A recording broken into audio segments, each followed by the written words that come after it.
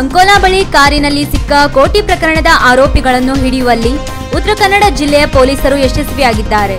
ಆರೋಪಿಗಳನ್ನು ಹಿಡಿಯುವ ಸಂದರ್ಭದಲ್ಲಿ ಗುಂಡಿನ ಪ್ರತಿದಾಳಿಯ ನಡುವೆಯೂ ತಮ್ಮ ಜೀವನವನ್ನೇ ಪಣಕ್ಕಿಟ್ಟು ಇರುವರನ್ನು ಬಂಧಿಸಿರುವ ಘಟನೆ ಹಳಿಯಾಳ ಸಮೀಪದ ಸಾಮ್ರಾಣಿ ಬಳಿ ನಡೆದಿದೆ.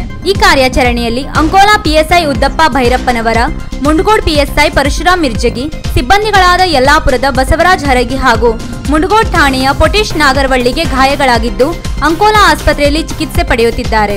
ಉತ್ತರ ಕನ್ನಡ ಜಿಲ್ಲಾ ಎಸ್ಪಿ ಎಂ ನಾರಾಯಣ್ ಸ್ಥಳಕ್ಕೆ ಭೇಟಿ ನೀಡಿ ಪರಿಶೀಲನೆಯನ್ನು ನಡೆಸುತ್ತಿದ್ದಾರೆ.